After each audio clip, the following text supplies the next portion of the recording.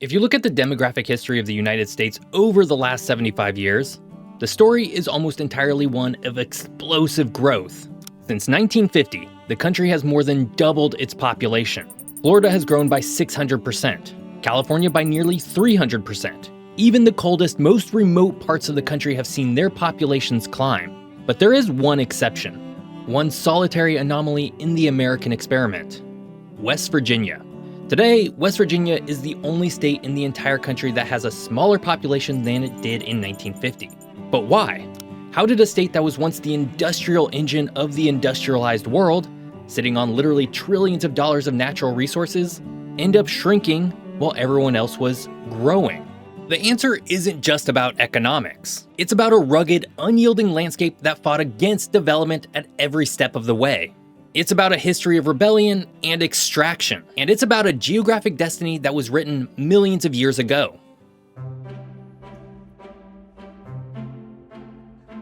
Located in the Appalachian region of the United States, West Virginia is often geographically misunderstood.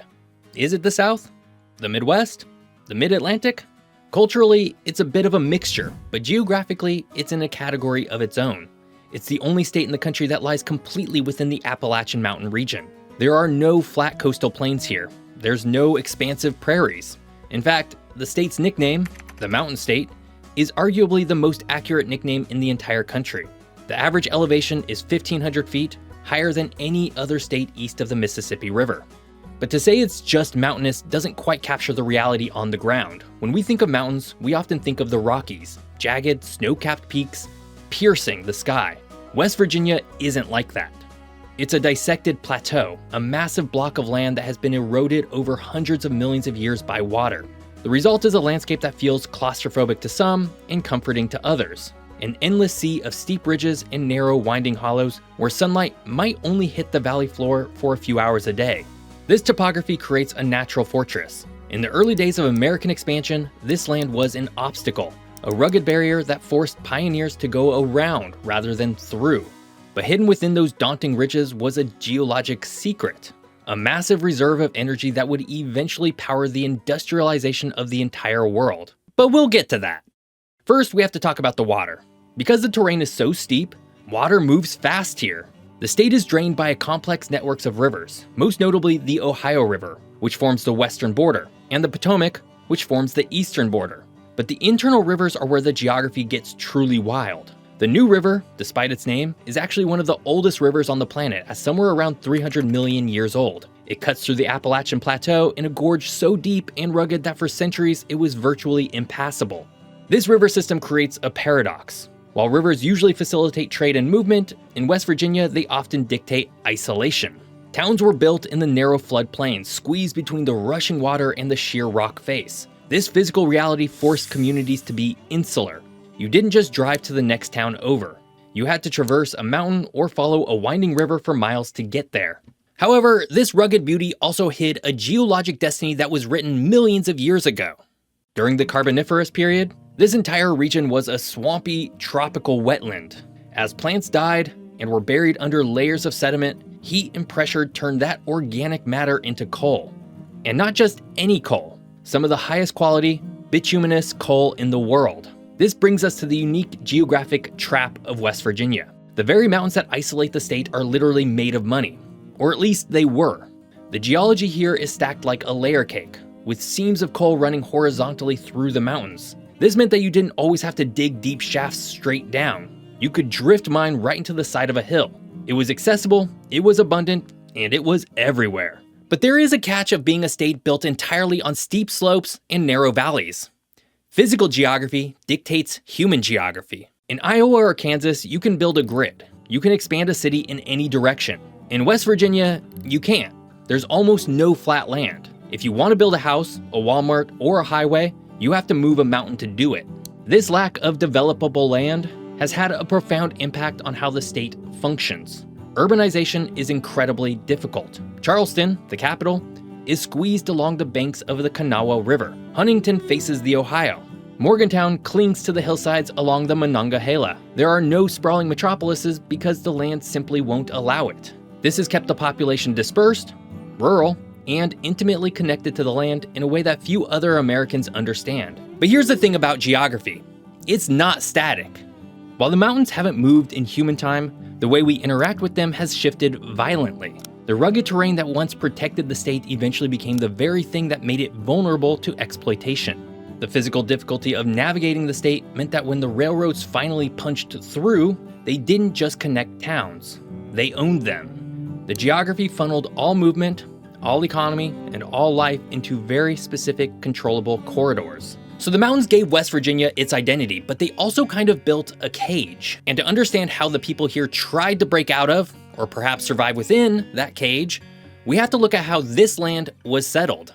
But surviving within a difficult environment requires resilience and a strong foundation. And as we kick off 2026, if you're looking to build a stronger foundation for your own health, you need to check out today's sponsor, AG1. The new year is usually when we all try to rebuild our habits, but let's be honest, most resolutions are incredibly hard to stick to. That's why I rely on AG1. It's one of the easiest things you can do to support your body every single day. Personally, I drink AG1 first thing in the morning after my run. It's a simple habit that sets the tone for the rest of my day. And this is the AG1 Next Gen formula. It's a daily health drink that is clinically shown to fill common nutrient gaps. With just one scoop, I'm getting over 75 vitamins, minerals, and whole food sourced ingredients. It replaces the need for a multivitamin, probiotics, and more. For me, it's about replenishing commonly underconsumed daily micronutrients, which then supports my gut health and my energy levels without that afternoon crash. Now, I'm personally loving the tropical flavor right now, but they have great citrus and berry options too. It just makes it easy to stay consistent even when my filming schedule gets chaotic. So,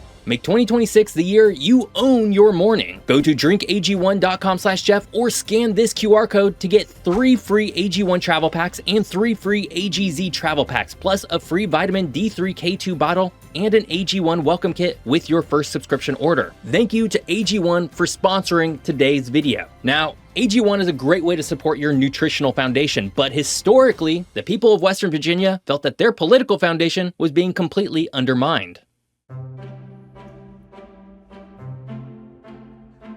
If you look at a map of the United States in 1860, you won't find West Virginia.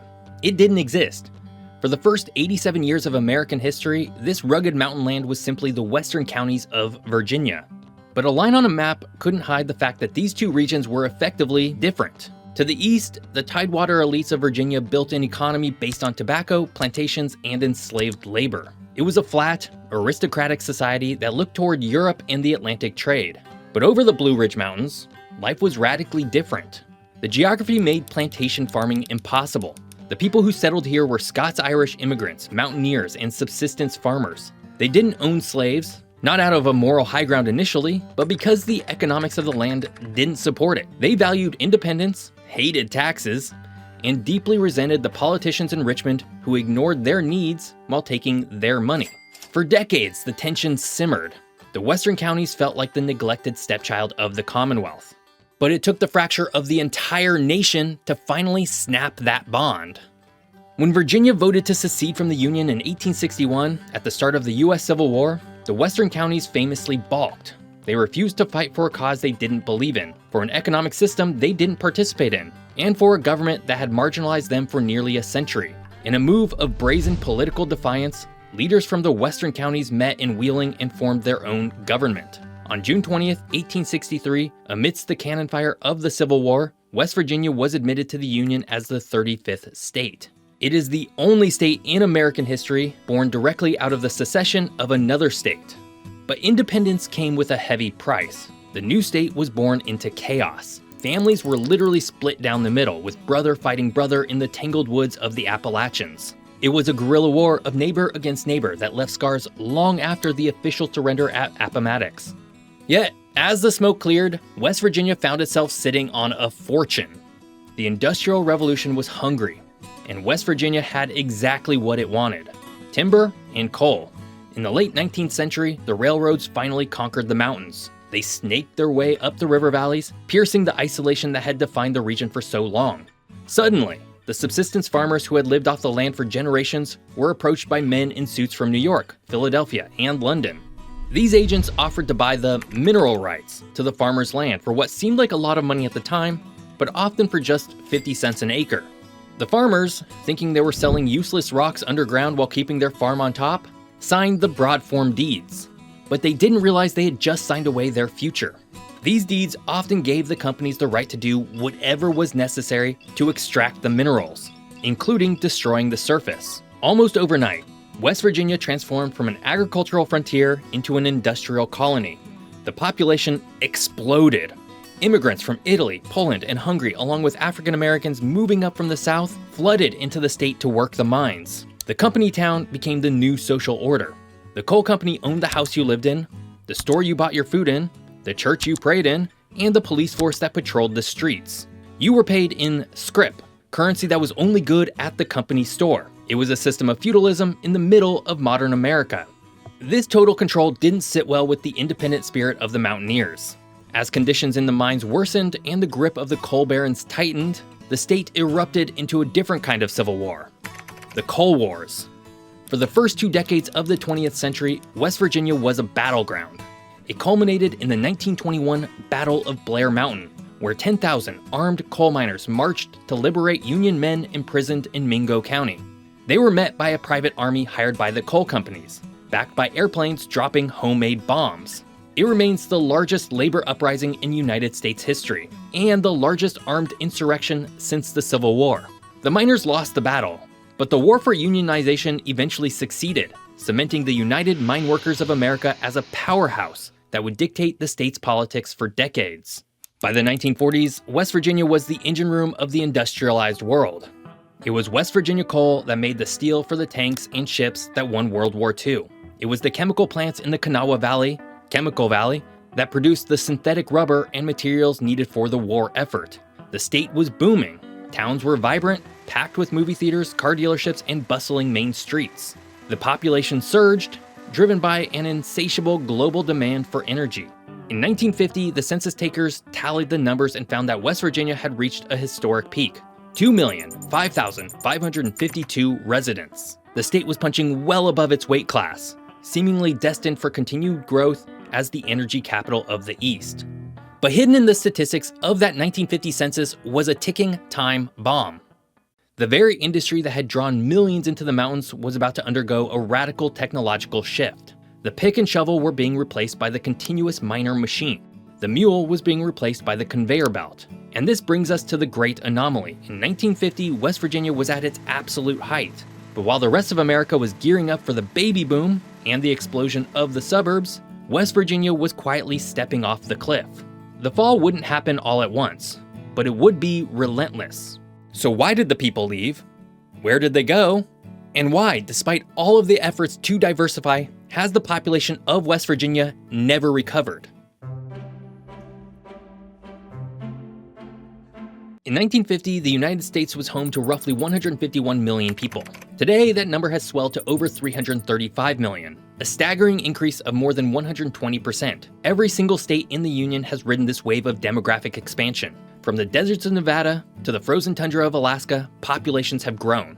Florida has grown by 600%, California by 270%. Even North Dakota, with its harsh winters, has more people today than it did in 1950. Every state, that is, except for one. West Virginia had 2,005,552 residents in 1950. Today, it has approximately 1.77 million. It's the only state in the country with a smaller population today than it had when Harry Truman was president. To understand this statistical anomaly, we have to understand that this isn't a story of a sudden crash, but of a slow, painful leak caused by the collision of technology, geography, and economics. The decline began almost immediately after that 1950 census was finalized. While the coal industry didn't die in the 1950s, in fact, coal production remained high, what died was the need for human bodies to mine it. Mechanization allowed companies to extract more coal with a fraction of the workforce. A mine that once employed 500 men with pickaxes could now be run by 50 men with continuous mining machines. For the miners, the writing was on the wall. They were proud, hard-working people, but they couldn't compete with a machine that didn't sleep, didn't eat, and didn't join a union. This sparked one of the largest internal migrations in American history, known as the Hillbilly Highway. Route 119 became a major artery of exodus. Hundreds of thousands of West Virginians packed into their cars and headed north to the industrial cities of Ohio, Michigan, and Illinois. They went to Akron to make tires. They went to Detroit to build cars. They went to Chicago to work in the steel mills.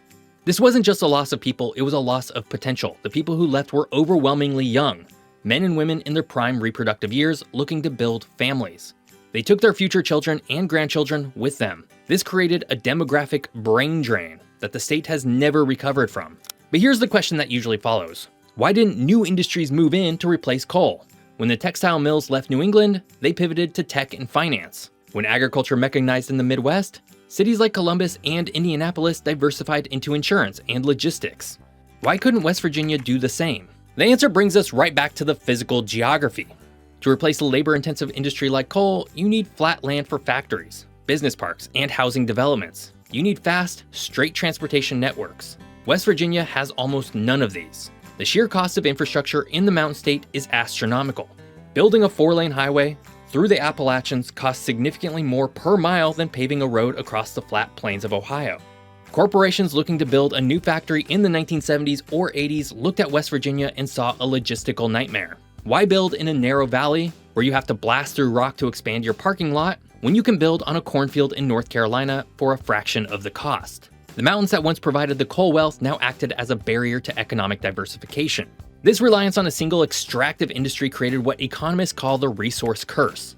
Because coal was dominant for so long, the state's political and economic infrastructure was built entirely to service it. Education systems were designed to produce miners, not engineers or coders. Local tax bases fluctuated wildly with the price of coal, making long-term planning impossible. By the time the 21st century arrived, West Virginia was caught in a demographic death spiral. Because the young people had been leaving for decades, the population that remained was rapidly aging. Today, West Virginia has one of the oldest median ages in the country, older than even the sun-loving retiree paradises of Florida and Arizona. It's one of the few places in the world where deaths regularly outnumber births. It's a state shrinking from natural causes, exacerbated by the tragic modern scourge of the opioid epidemic, which hit these communities harder than almost anywhere else in the country. A crisis fueled by the despair of economic stagnation and the physical pain of manual labor jobs. And the 2020 census has confirmed that this trend is continuing. West Virginia lost a higher percentage of its population over the last decade than any other state. It also lost a congressional seat, reducing its political power in Washington. But this story isn't entirely over.